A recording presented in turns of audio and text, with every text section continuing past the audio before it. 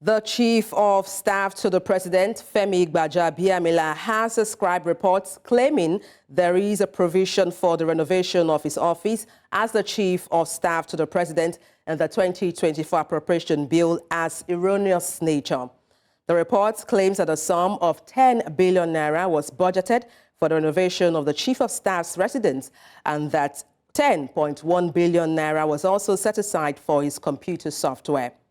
President Bola Tinubu's Chief of Staff, Femi Gbajabiamila, will get a sum of 21 billion naira from the 2024 budget. An analysis of the 27.7 trillion naira budget document recently presented by the President last week revealed these.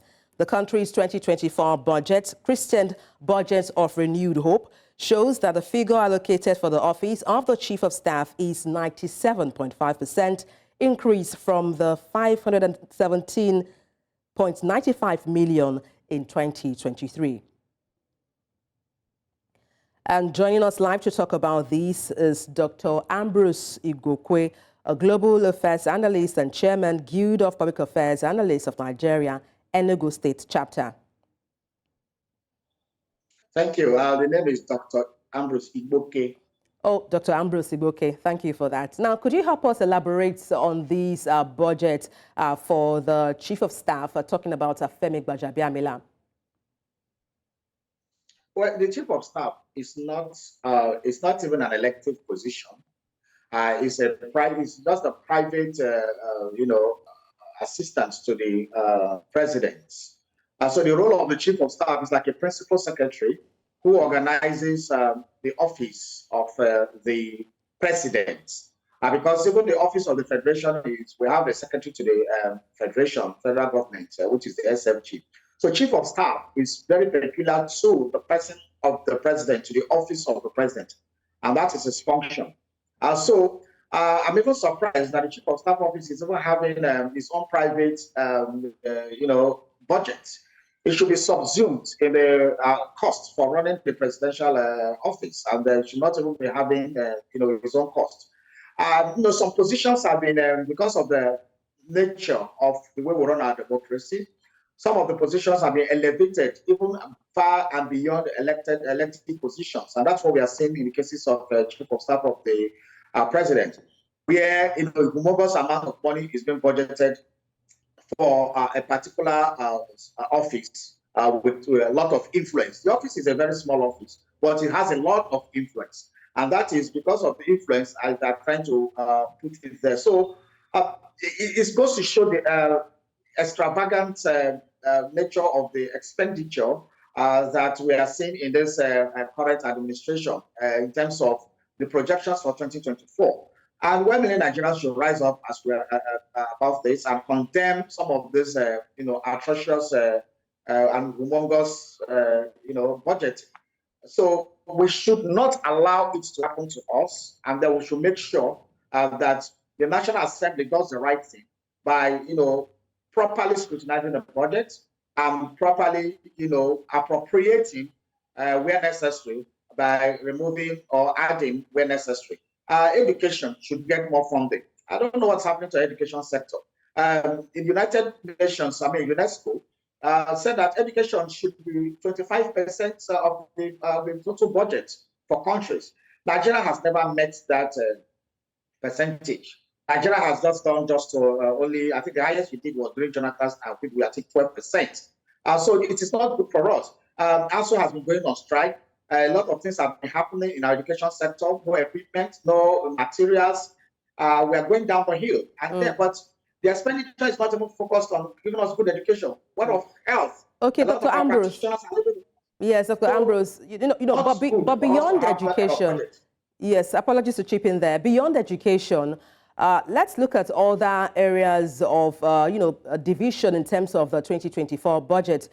What do you think about the priority of this administration in terms of the disbursement of these funds to sectors like security, the medical field, and also infrastructure? Nothing changed, basically. There was no any articulated difference from what we have been seeing. There's no demarcation. There's no paradigm shift from what we used to see. So it is usual. we service debt with majority of our funding, of our budget. The next thing is that we do a lot of recurrent expenditure, which covers the total of the whole budget. And then we leave a little, just very little, for any meaningful socioeconomic development, for infrastructure, for ramping up our education sector and standardizing them, for health, and for all those critical sectors of the economy. We don't leave much. We just got our money into paying salaries and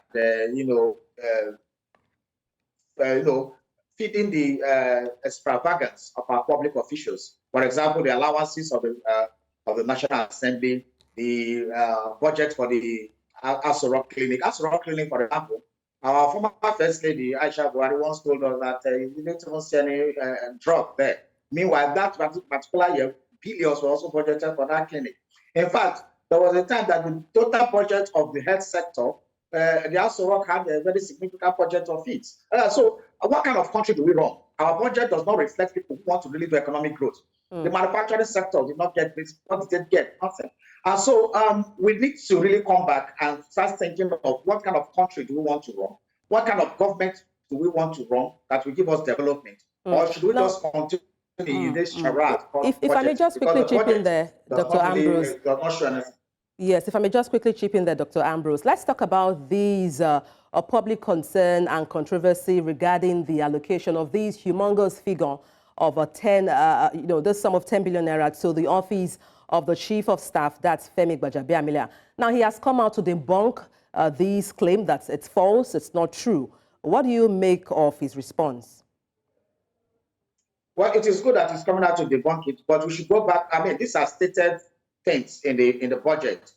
People are scrutinizing the budget and going through it line by line. So we should get more CSO, social civil organizations, to look at it. We should look at interest groups. Nigerian masses should also send representatives to scrutinize it.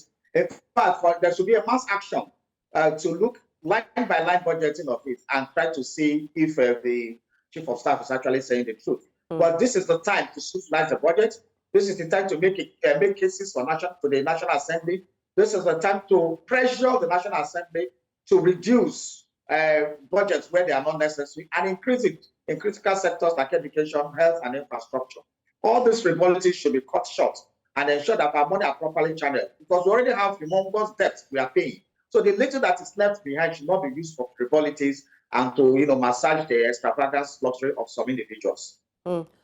Just a final question for you, Dr. Ambrose. What measures or policies can we look at in terms of communication to avoid cases like this where we have misinformation or even disinformation, particularly when it relates to high-profile individuals in terms of budget in Nigeria? Well, there's a big problem. Our Freedom of Information Act, we are still having issues with it. Even with the issue of Freedom of Information Act, that is a law, a lot of the MDAs and government public offices are still reluctant to, allow people to have access to the financials. It has been a big problem. I think for now, we should strengthen the judiciary to start prosecuting people in public office who refuse to pathway or to give access to information about their financials. And that way, I think for some people go to jail for refusing to give access to financial information. There are some other people can learn. So Nigerians should demand accountability. I think that is and after demand accountability, follow it up and initiate actions, even court actions, to ensure that people who are in public office are made accountable. Otherwise, we will not go anywhere. And that is the problem we are having today. National Assembly also should be pressured. We should call our representatives. We should call the senators to make sure that the right thing is done. And we should scrutinize the budget even more openly. They should make it available everywhere in all the languages and break it down so that people can understand the budget. The budget is too much in opaque nature, and it should be made more transparent so that people can hold the government accountable. All right, thank you so much for your expertise on the news, Dr. Ambrose, Global Affairs Analyst and Chairman, Guild of Public Affairs Analysts of Nigeria, Enugu chapter. Thank you so much. Thank you for having me.